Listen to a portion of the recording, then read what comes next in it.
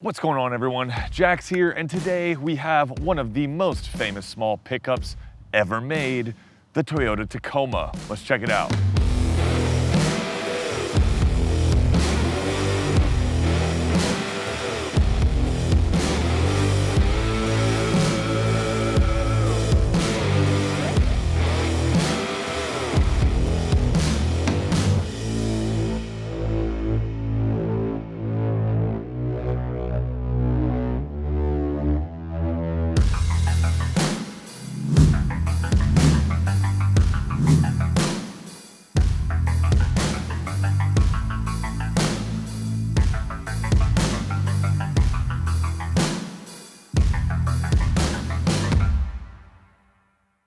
The Toyota Tacoma has been around since 1995, but its coolness is so much bigger than that. Aside from the Tacoma's well-earned reputation for ruggedness and dependability, it benefits from an extra decade of coolness associated with the 1980s Toyota SR5 pickup, which was really just what we called the Hilux here in North America. You know, Marty McFly's truck from Back to the Future.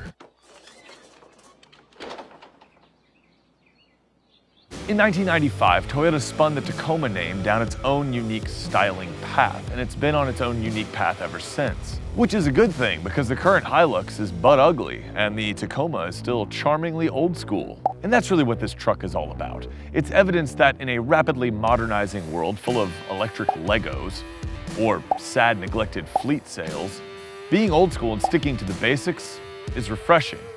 For 2020, the Tacoma gained some necessary creature comforts to bring it into the modern era, but the basics remain the same. A strong enough V6, a comprehensive suite of off-roading options, and Toyota's legendary reputation for reliability. The boys of Top Gear famously tried to kill a Hilux in Season 3 of the modern Top Gear show.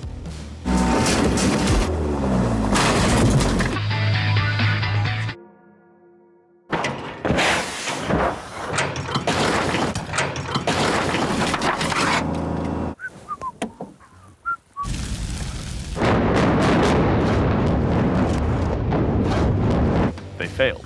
This Toyota Tacoma is a TRD Offroad double cab, which means it has the off-road ability to go almost anywhere on Earth. For full Earth circumnavigating capability, you could step up to the TRD Pro, which can tackle almost any terrain, ford bodies of water up to the Pacific Ocean deep, and it might even be able to bring people back from the dead. Even the Nissan Frontier.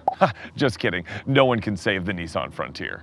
I can't bring people back from the dead. I don't like doing it! In TRD off-road trim, the Tacoma comes with four-wheel drive on demand, an electronically locking transfer case, an off-road tuned suspension with Bilstein shocks, Bilstein,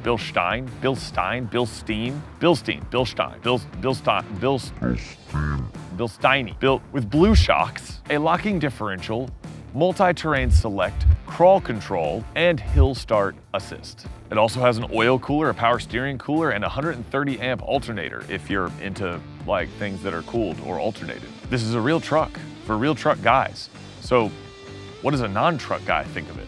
Spoiler alert, I think it's pretty great, but not without fault. Now you guys in the comments can put the real review starts right now, and then you better get back upstairs because Mom made SpaghettiOs again.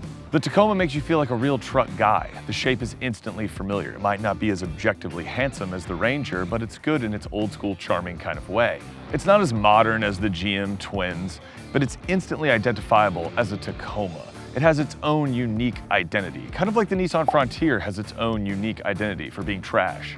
The bed is a useful size. It has approximately this much space in it. It even has a damped tailgate, which I didn't know was a thing until I reviewed the Ranger. The Ranger did not, but this one does. And that's a thing that it has. It also has a bed mat, a power outlet, and other useful tie-down hooks, which you can use to tie down many things and fill it with certain quantities of material, if that's what you're into.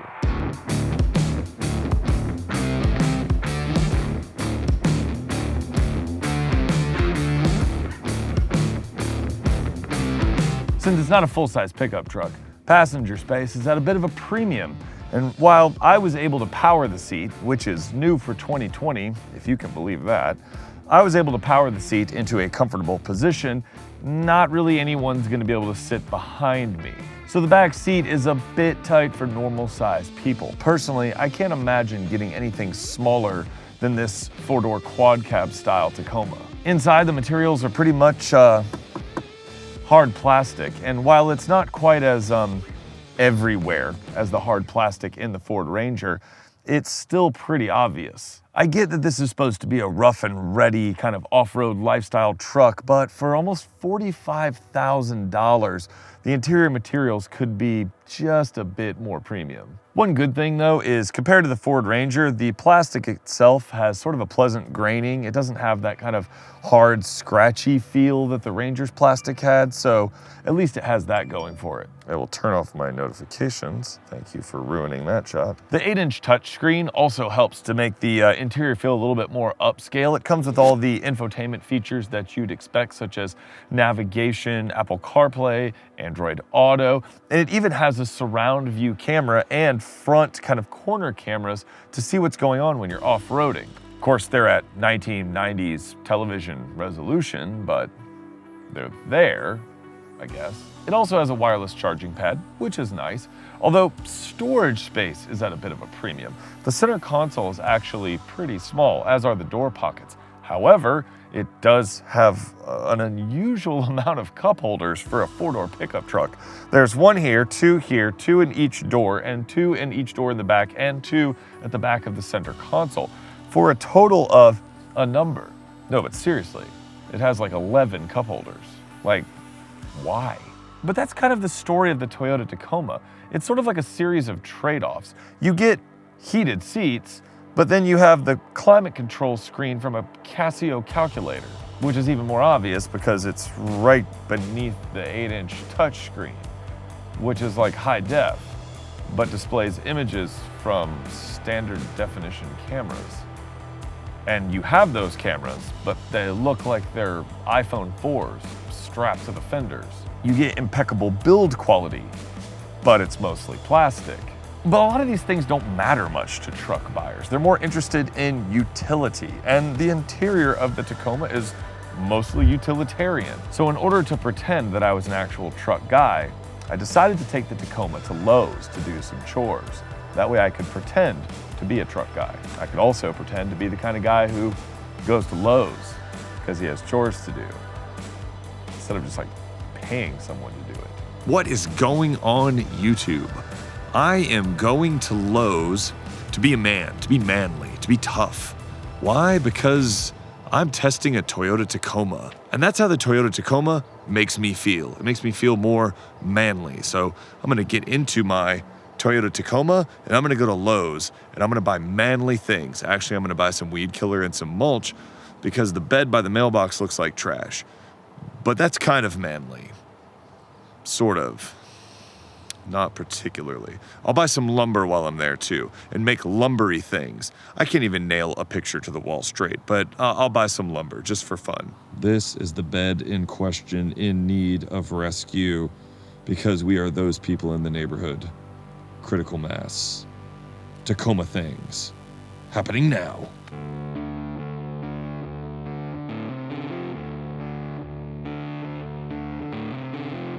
I didn't think it would be so hard to find weed killer. I always feel completely inadequate when I come to Lowe's. We've got all kinds of paving stones and garden gnomes and random bricks and things like that. I don't know what any of it means. It's a weird, scary world and I'm not accustomed to it. I think people think just because you're a car guy or you're into motorcycles or things like that, you must be like manly or handy or something. I'm not at all. I don't even know what these things are. They're green. They're probably trees. They might be something else. They might be something I've never heard of before. I think they're trees. Nope. I definitely did not come here for that. It says everything you need to know about my lack of handiness, that I have to like walk around to find mulch. I'm like, where's the mulch? I wonder where the mulch is. Oh, I don't know. By the other things that go on the ground, maybe. Well, I found the black mulch. It appears to be standard black mulch. So, it says it's premium black mulch. I just want regular black mulch. Do they have diet black mulch, like discount black mulch? I don't know. I need to get back into let's get back into the car and start reviewing things, because this is frightening me.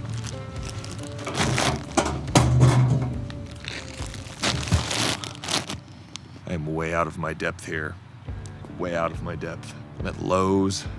There's nobody around. It's almost like, it feels like kind of like dangerous. Like a forklift's gonna come around the corner and take me out. Or just someone's gonna come around the corner and be like, what the heck is he talking about? I just thought of something else I need. I need to get like a new pair of gloves. My old gloves have holes in them, not from overuse, from like age, like deterioration, like because they've probably rotted from boredom. So I'm gonna have to pick up a new pair of gloves, and I think I need to pick up a new shovel as well, because I think I broke the last one in like a fit of rage when I was doing something at the old house, probably digging.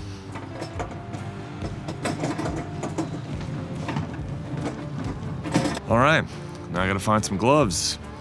Found the mulch because it was on the ground, you know, like other things that are on the ground.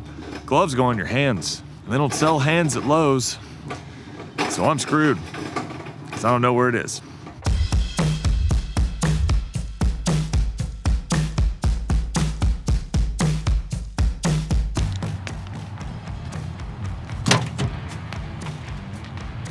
So that's what a damp tailgate does. Oh, Ford Ranger, sad. This new shovel is like 100% steel. Can you even see me? 100% steel. I won't break this one. Pickup truck things. Using a pickup truck as God and Toyota intended. Now I'm gonna take this back because I'm not a jerk. Who comes to Lowe's and thinks, I need a banana right now? Well, all in all, I would say that was a successful mission. I feel very trucky. Fun fact, and I'm not making this up, that is the first time I've ever really loaded a bunch of stuff into a truck bed that like I was driving, that I sort of had. This isn't my car, but that I sort of had. Normally I have to like rent them from Lowe's or Home Depot. Sorry, Lowe's, Home Depot, they have trucks for rent, not you guys. But this is the first time I've ever done it. I feel sort of a sense of accomplishment, even though it was 2 bags of mulch, some weed killer, and a shovel. But I feel accomplished. Well, that was embarrassing. But what about the way the Tacoma drives? What's it like on the road? Well, pretty good actually. The Tacoma's V6 makes 278 horsepower, which isn't a ton, but it's enough to get up to speed and get out of its own way. It's not as outright powerful as the Ranger, but it's definitely fast enough. The engine makes some kind of coarse sounds at part throttle, but it has a very pleasing growl when you really get your foot into it. The ride and handling balance is absolutely terrific. It's probably my favorite part overall of the truck. This is a very capable off-road ready truck, and it rides very well, and it's well damped, something that the Ranger wasn't. It doesn't toss you around and beat you up like the Ranger did. For a truck that can go off-road like this one can, the ride is composed and controlled when you're on the road. Make no mistake about it, this is not a luxury car, but for a truck with this kind of capability off-road, the ride is seriously impressive. The brakes are a little grabby, especially at low speeds. I don't get too bent out of shape about that because I think that's the kind of thing you get used to over time, but it is worth noting. The steering is fairly accurate and nicely weighted, but it is hilariously slow, like really slow, like big rig slow. I'm not sure if that's an off-roading thing, I don't know, because I don't do that sort of thing. I imagine having slower steering would pay off when you're off the beaten path. All I know is that after driving this car, driving my 2012 Suburban feels like driving a Lotus. By far the biggest flaw in the way the Tacoma drives is the 6-speed automatic transmission. It's easily confused, especially at low speeds. It's reluctant to kick down, and it doesn't really make the most of the V6's horsepower and torque. The V6 isn't a torque monster, and so the transmission kind of neuters what power it has. It's by far the weakest aspect of the truck.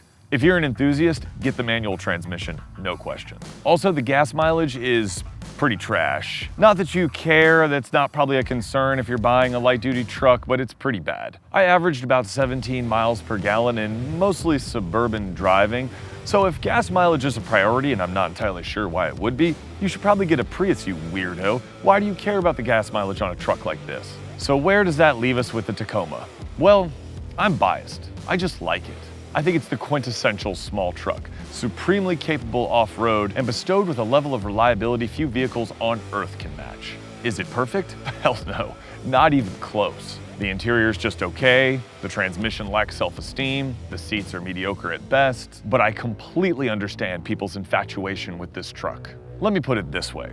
If you want one of the most capable and dependable small trucks on the market, the TRD Offroad and the TRD Pro should be at the top of your list.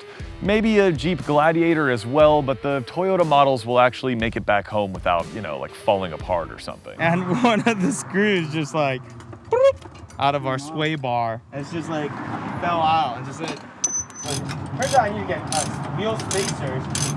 But if you just want a cheap small truck to drive around in, maybe you should consider the Colorado or the Canyon, or the Ranger for its engine and its comfortable seats, or the Frontier for its, I'm just kidding, not the Frontier. The Tacoma is a legend for a reason. Just make sure it's one of the legends that you're buying. Remember, Marty McFly drove this, not this.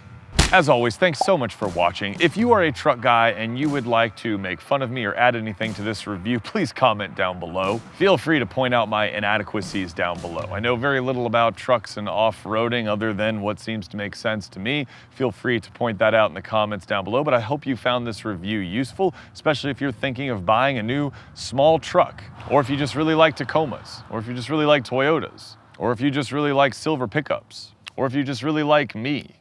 In that case, go watch some other reviews. As always, I appreciate each and every one of you. Until next time, this is Jax. Drive safe, ride safe. I'll catch you in the next video. Peace. Check out that 4x4. That is hot.